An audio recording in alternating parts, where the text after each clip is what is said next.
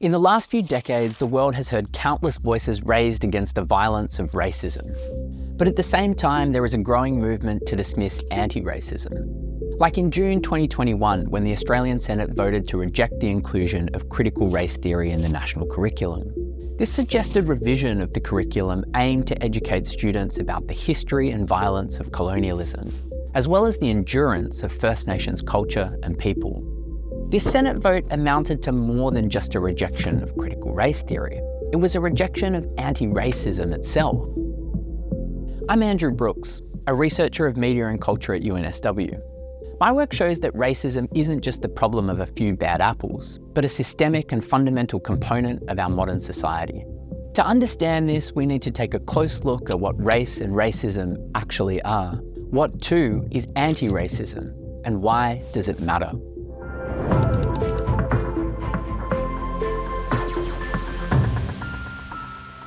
Most of us have an intuitive sense of what racism is. Or perhaps, like me, you've experienced its force bearing down on your body and spirit. Racism is often taken to mean prejudice against people who are different from us. But this definition advances the idea that there are inherent differences between groups of people.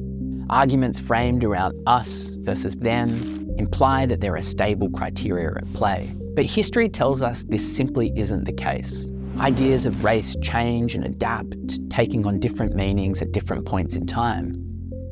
Consider the changing set of policies that were implemented in Australia across the 20th century and that have come to be known as the White Australia policy.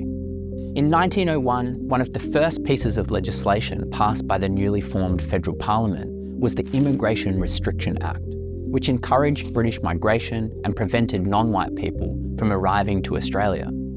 The deportation of non-white foreigners took place alongside the forced assimilation of Indigenous people. During this period, Italian and Greek migrants were considered non-white and were subject to forms of racism that reproduced social, political, and economic hierarchies. But in the wake of World War II, driven by labour shortages and racist fears of Asian invasion, immigration policy changed to encourage the arrival of non-British Europeans displaced by the war. The goal was still the preservation of the white nation, but the terms of whiteness shifted through changes to laws and policies to include people who had previously been considered others. This history shows us that race is a tool of division and hierarchy that cannot be separated from power. When viewed in this way, we can see that race is not the cause of racism, but rather the result of it. Racism can better be defined as a regime of actions that attribute characteristics to groups of people in ways that create hierarchies of difference among those groups and provide a self-reinforcing rationale for racist aggression.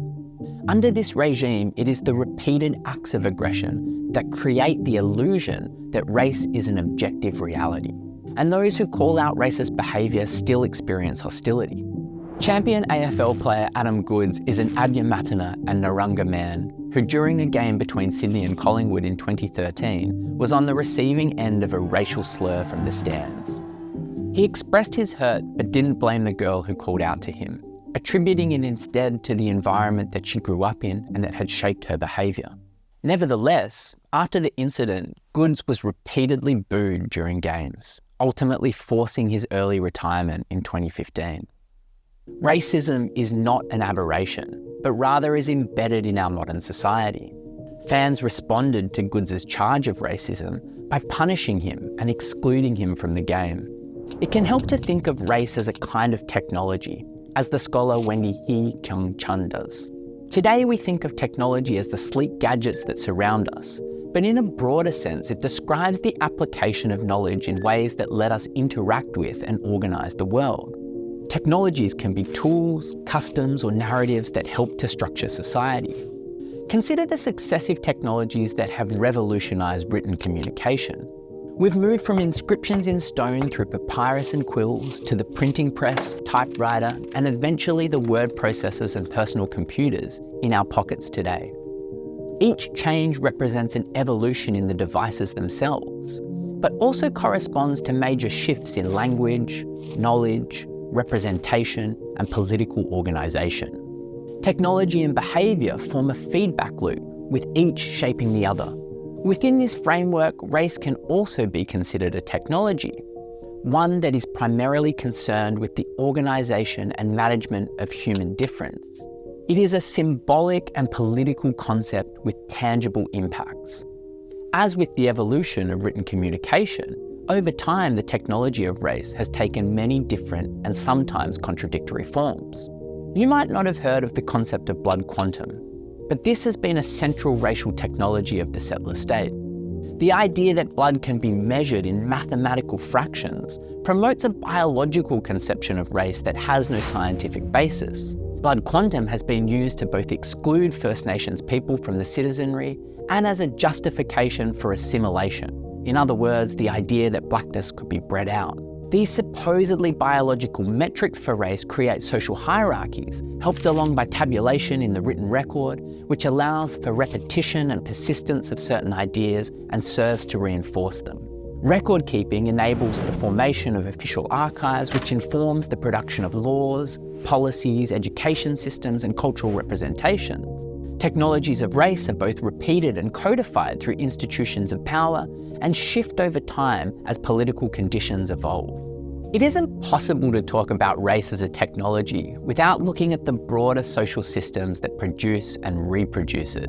And this is what is meant by structural or systemic racism. In Australia, those social systems are predominantly settler colonialism and capitalism. It's easy to see how colonialism is inherently racist.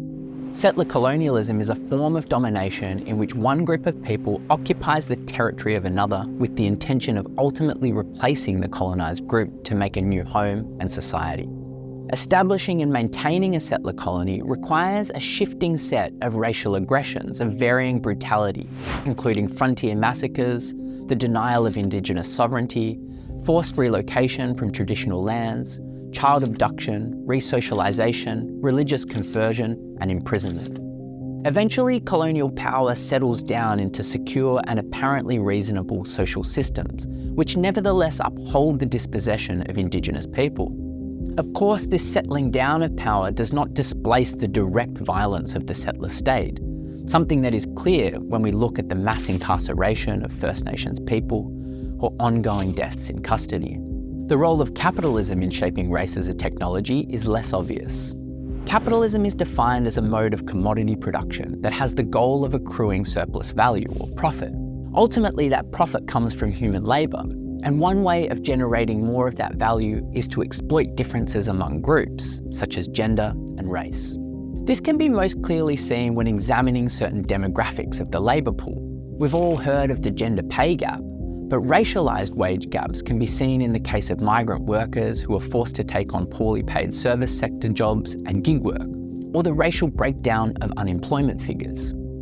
In turn, the racialised poor are likely to find it harder to access the services and systems needed for housing, health, and education, and consequently are more likely to find themselves on the receiving end of attention from the police. Race is a foundation of colonialism and capitalism. It is a technology that is codified in law, written into policy, enacted through violence and reproduced in institutions, and expressed as discourse, often with deadly results. And when we see race as a technology that is designed to uphold colonialism and capitalism, we see why anti-racist stances are being attacked. Because anti-racism isn't just about dismantling individual racist attitudes, it's about transforming the entire foundation of our society. The murder of George Floyd sparked the Black Lives Matter movement in the US and beyond, while the continuing mistreatment of Aboriginal prisoners has inspired the Stop Deaths in Custody movement here in Australia.